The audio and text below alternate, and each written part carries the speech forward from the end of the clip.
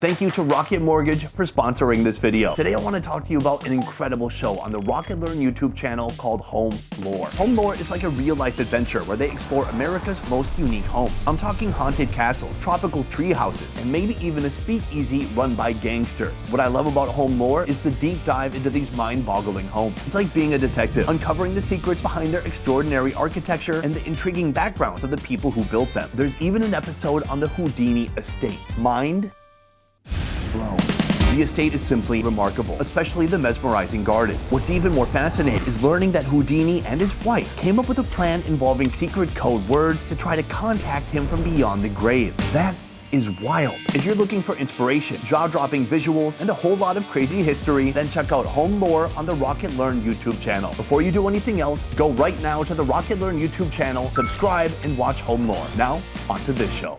In this video. Does it hurt? Yes, it really hurts. Oh, there's one in the eye. You'll witness some of Southeast Asia's most dangerous dining, deep in the countryside of Laos. Why am I doing this, dude? To reconnect with your motherland? But first, let's back up. Among this country's population, the Lao Laum, literally meaning lowland Lao, are the inhabitants of the river valleys and lowlands along the Mekong River. They make up 68% of this country. This here is a Lao Laum village. They're not connected to the electrical grid, they have little contact with the modern world, and for the most part, people live here as they did generations ago, sourcing most of their food from the river and land. These kids behind us are like swimming through the water trying to dart fish with their little harpoon guns. Today, Gia and I are here to see what it's like to live off the land. Oh, darn! Even if it kills us. Oh, it's biting me! Ah! It's in the eye! From dangerous creature collection, I'm afraid that it's gonna fall in my mouth. to dining on critters that try to bite back. Bring out the live crab. And he throws it. This extraordinary day of eating starts with breakfast. Good morning. Good morning. Right now we're just on the edge of a Lao Loom village. We're about to get breakfast, but we need to help collect a crucial ingredient. Why can't we get breakfast in the hotel? Well, this is a very unique breakfast. Today we're collecting an ingredient I'm pretty sure you've never tried before. Ant eggs.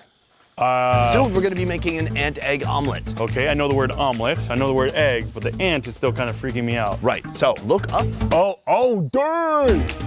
Let me introduce you to Yia's early morning antagonist. These are weaver ants, a species that calls Southeast Asia home. So here's what's really fun. I'm gonna need you to collect the ant eggs. These ants are master builders, with the super ability to construct intricate nests using leaves stitched together with silk produced by their larvae. Do they bite? 100% they bite. Why am I doing this, dude?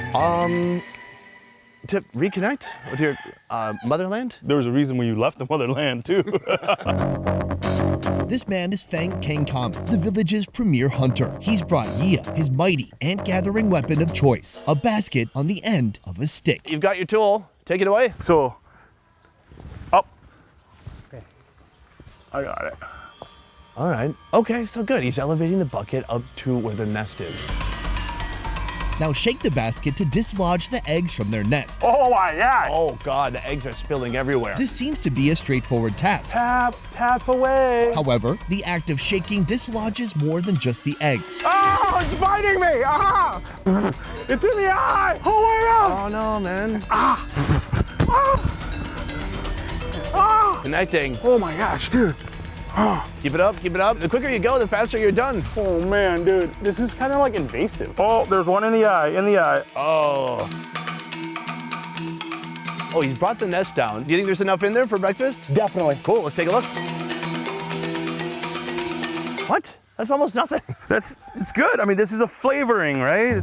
I was expecting the thing to just be overflowing. Yeah. Oh, hey. Oh, why are you bouncing around? I think this is a good start. Let him get a few more and then we'll tally the total amount of eggs we got at the end.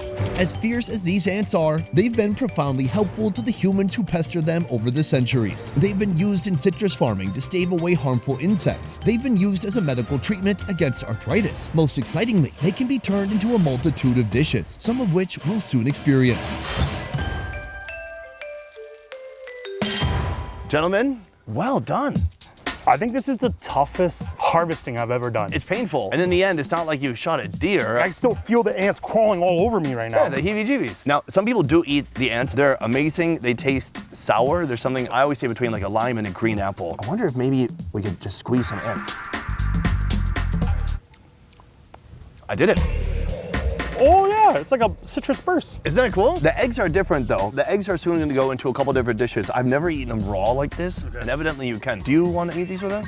Oh yeah. Not bad. The eggs, they pop slightly. You can feel the skin on them as you chew them, but not a strong flavor. Good way to start the day, huh? Not bad. I mean, what would you rather have, a Red Bull or just like 20 ant bites? I would still take a Red Bull. To prepare these eggs for cooking, Mr. Fang delicately sifts the ant-egg mixture with cassava flour to remove the ants. Once the perfect ratio has been achieved, cooking can begin. Chicken eggs are beaten with salt and that magical monosodium glutamate, also known as MSG. For fresh herbal notes, coriander, and spring onion. Now the chicken eggs welcome the ant eggs. Let the eggs sizzle and pop. And that is how you shovel down a 1,000 egg omelet.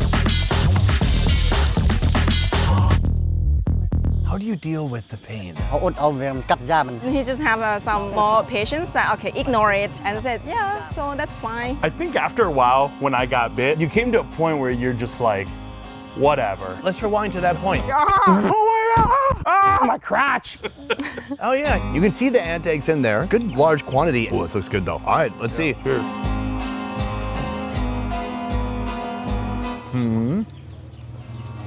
Tastes like fried egg.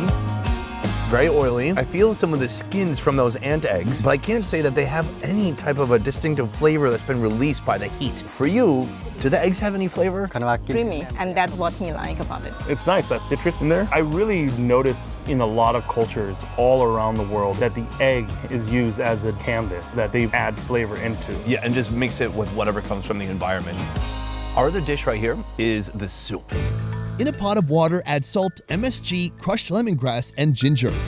Once the water is boiling, add locally plucked greens and green chilies. Now enrich the soup with loads of ant eggs. Add a touch of flavor with coriander and spring onion, then let the soup simmer.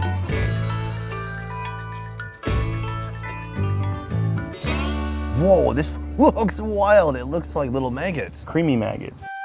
Tons of spices. So this is a load of warm, sweaty greens.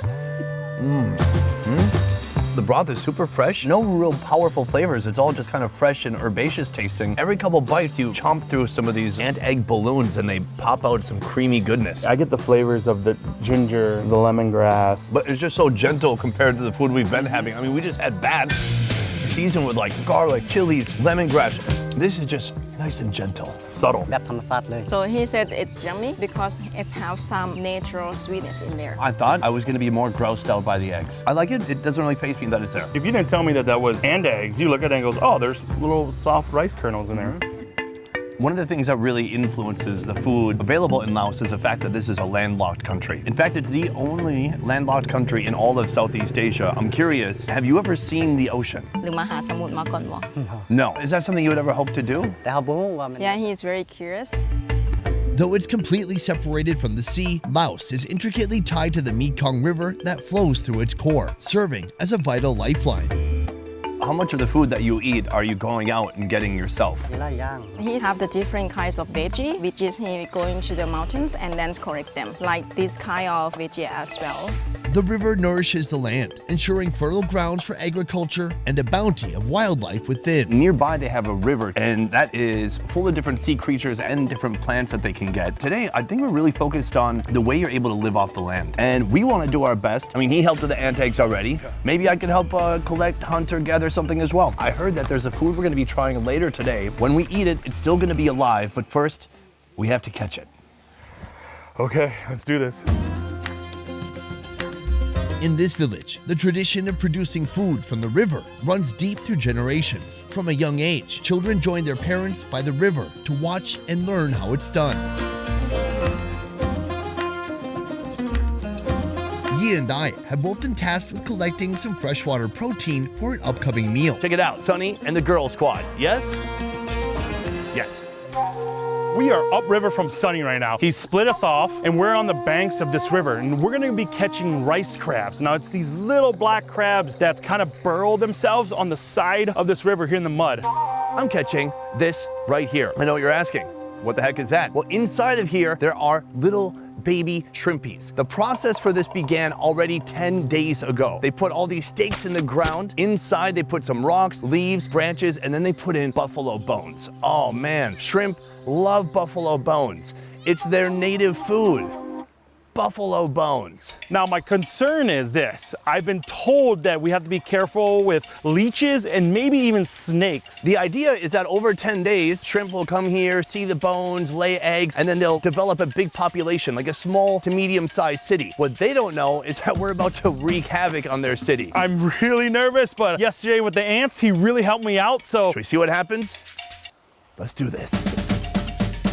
So he's going under the mud here. Then you can get it right on the bottom, scrape the bottom with that basket. For this, you have to have a really keen eye because the crab itself looks like all the debris. So it's like sifting for gold in here. The net is all the way down on the ground. I'm moving this way. She's telling me I need to get the net really low and the rocks and sticks have to be taken out. If the shrimp leave, if they get swept away, they're gonna go right into the net. He's going way into the roots, right into the ground here, because these crabs burrow themselves in real deep in there. So it's just not an easy, just scrape it along the banks, but you gotta go to the messiest, dirtiest, toughest spot. We are working hard, and I'm wondering if Sonny's doing really well and working hard in his section of the river. Oh man, what if we do this and there's no shrimp inside? I don't know the language they speak, but I know a lack of confidence when I hear it. I think they're saying, oh my God, there's no shrimp in here. Oh, is that shrimp? No, it's a fish. Oh, what he's doing here is he's just breaking away this bank and he's getting deep inside there. Let's see if I can do this.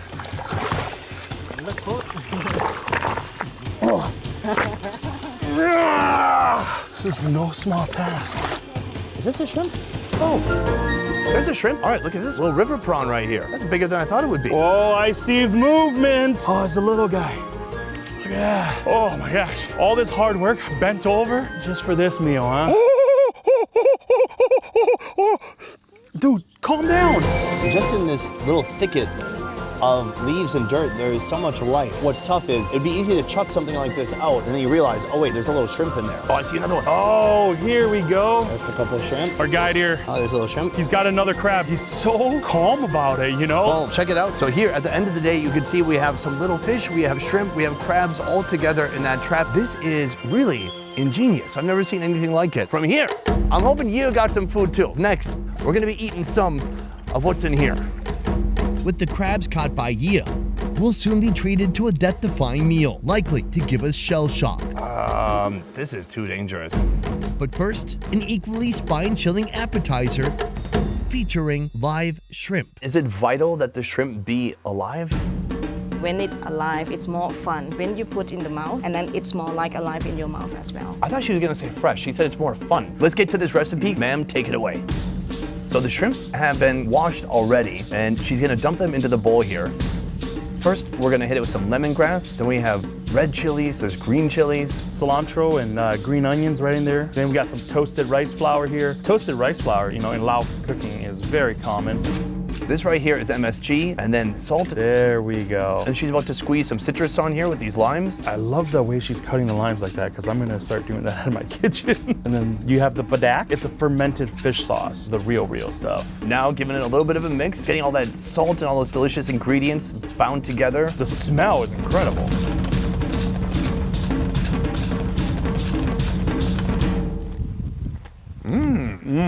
I killed mine with my teeth, like when I was in prison. Oh yeah, you were in prison? Yeah, they had shrimp there. You went to a nice prison. Oh, there's some sharp bits, some soft, juicy bits. The thing is, I've had raw shrimp many times. It's delicious. And so the fact that it's raw isn't that strange. I guess it's more the fact that it's alive and it has like its antenna and legs and that horn shooting out from between its eyes. Texturally, those little crunchy bits, I like it. The flavors are great. I think that this taste is very natural. Do you like it? You seem like you don't like it. I'll have some more. No, กินไหม กินตูมิ something going on here?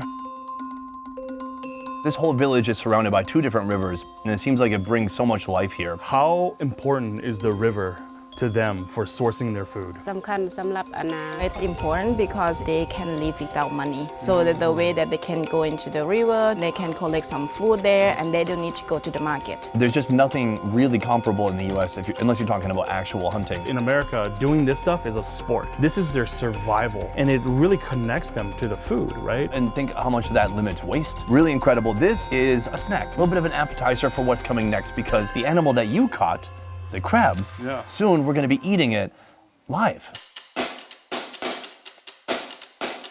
Preparations are underway for our final meal. If there's anything I've learned today, it's that this river has so much inside of it that you can actually eat, whether it's an animal or this. This is algae. Oh, it feels so weird. It is way more slimy than I thought. Take a look at that. So this has just been collected from the river. Villagers here harvest algae using crab nets, which collects into green slimy clumps throughout the river. They bring it here, they rinse it out a little bit, and soon that is going to be food. It looks like mermaid hair that's been rotting for a few days. It is unbelievably slimy. It has a unique texture. I'm told you could just eat it raw like this. You know, just because you can eat something doesn't mean you have to all the time. You just make a mental note, oh, I could eat that, and then move on with your day. All right, that was fascinating. So it kind of feels like hair in your mouth when you're eating it, and not a lot of flavor, but very slimy. She's gonna do some stuff to this to make it taste much more tasty. I can tell you that. Meanwhile, Mr. Fang is preparing fish from the very same life-giving river. These tilapia are cleaned, gutted, then skewered. In lieu of playing video games, these kids blend play with practicality, spearing fish that will feed the village. Not only can you get shrimp, but these kids behind us are like swimming through the water trying to dart fish with their little harpoon guns. They're like little Navy SEALs. They go under, and then boom, they pop up, and there's a fish on there. It's incredible. The fish will roast slowly over fiery cinders until they cook all the way through. I'm really amazed at the technique of grilling this fish. This is something that's so fun because it's so primal. I am feeling it. Oh, it's really hot, right? Sometimes in the US, you just hear cooks complain about their grill and their fire, saying, oh, you know, it doesn't work, or, oh, the technology is not where we want it to be. But I'm sitting here where this is the technology. Fire on the ground and then meat on a stick over it.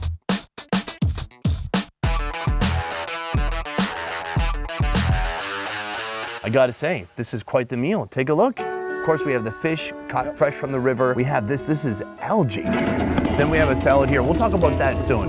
I think we should start with the fish here, huh? Oh, you just peel it back, it flakes off? This fish here reminds me of some lake fish, like some crappie, sunnies. All right, let's try it out.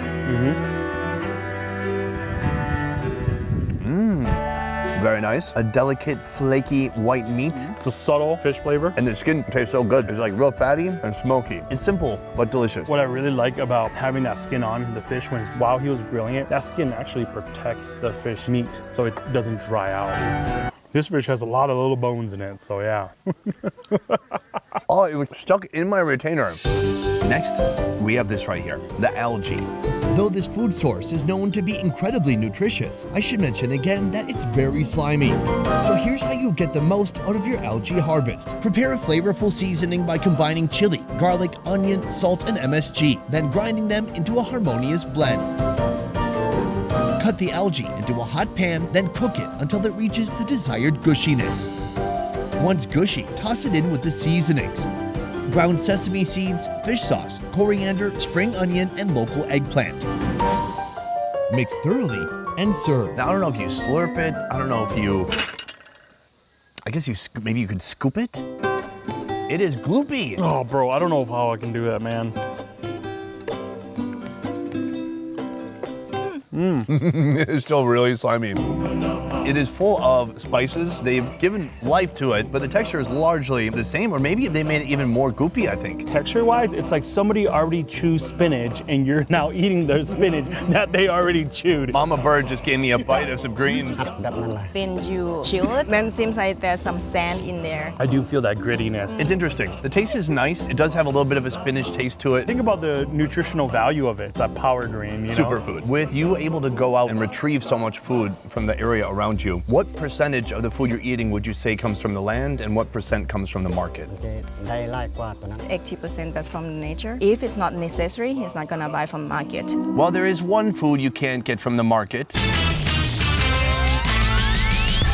Garlic, toasted chili, MSG, salt, sugar, fermented fish sauce, lime, cherry tomato, and eggplant are combined into a tantalizing blend. Once mixed, the shredded papaya joins to absorb the flavors. As for the crabs, they're served as is, alive and ready to attack as ever. The fruits of your labor today, Yia Vang. Oh, I thought we were gonna cook these. Yeah, they look a bit underdone, huh? Here's how it works. First of all, there's a papaya salad here. That is the base. And then I'm told you somehow combine a live crab with the salad with your mouth. He's got a nice sized crab. He breaks off the biters, the claws. Then the tip of each leg is ripped off. Things still moving, dude. That's awesome. I'm so ready to get revenge on these guys. So then he grabs some papaya and he throws it. Oh, dude, I'm down. Let's roll. Let's go, you little mother. Mom told me never play with your food, but I'm down to this. Ready?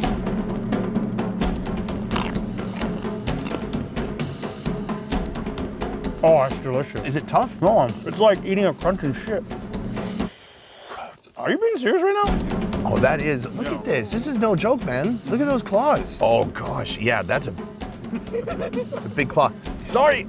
I'm gonna hit it with some papaya. Oh. Sounds like a good potato chip. Kill bite. It's a little like fingernails. There's a little bit of a swampy taste to it. Like if you're doing an oyster. That's what I thought. I agree with that. Cool, well, I guess end of the episode. That was awesome. No, I wanna eat a small one. I wanna eat the pinchers. Have you ever eaten it with the claws on? All right, that's what I'm doing. I want the full experience. I am still taking off the toenails though. Get a little papaya on there, pinchers and everything. Yeah, here we go. Here we go, buddy.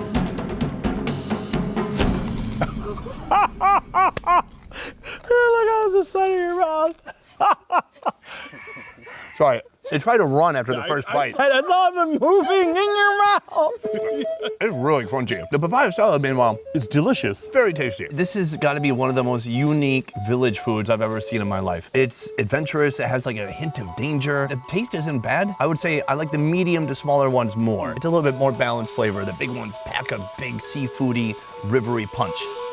We've seen so many different new foods here today, and I'm really blown away by how much of the natural gifts of the land here they're able to utilize. For you, growing up with all these stories of Laos, and then coming here and seeing some of this in person, what impact does this have on you? So the last few days of being here in Laos, especially northern Laos, has been so eye-opening for me. I've always heard these stories about how my mom and dad, they used the land, how the land fed them. And literally, I've been experiencing that. And now I've truly seen it, and I truly understand that ecosystem. Where we come from, you could be in Minnesota, you could be in New York, you could be in Arizona, and your diet could be 100% exactly the same. It wouldn't be dependent at all on your geography. That's what's so interesting, is just seeing somebody whose life is so married to the land. I think that that's what's amazing about the people of Laos, is that if you did take them and put them in a different region, they will figure it out. Yeah. Just that tenacity, regardless of where they are, they will figure out how to use that land. And even to understand that you can do that with algae. Somebody had to try it, or even to say,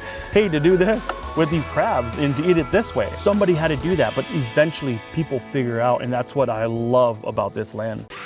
Elevate your style with our brand new clothing collection. Rock out in our threads, feel the thrill of culinary adventures, and celebrate with us in style. Head on over to beffers.shop today. Sonny, when we're done, I'm gonna need like a bath from you. Sure, I'll give you a bath. This is not a trap. It's like to catch a predator. At any time, they're free to leave. But they might just be walking in to this net. You know, cooking it is also a fantastic option. I didn't even think of that till now. It looks like mermaid hair. Today on CSI Ocean Edition, uncovering the case of the dead mermaid. Well, there is one food that you certainly cannot get from the market. Do you know what that is? Say no. No. Bring out... Why? That was perfect. I enjoyed that. Kai, come on. Bring out the live crabs. Boom, guys, that is the end of video number 3, and I want to let you know no animals were harmed during the filming of today's video. But Otherwise, I want to say a huge thank you to my man, Chef Ye Vang right here. Bang up job. My God, this guy's collecting ants. He's collecting crabs. Like the animal crabs. Let's be very clear on that. You can check out Ye Vang right here on his social media. That's his Instagram. Go plug it in, give him a follow, and follow his fun culinary adventures online on the internet. Otherwise, guys, that is it for this one. Thank you so much for watching. I will see you next time. Peace. Peace. Oh, good harmony.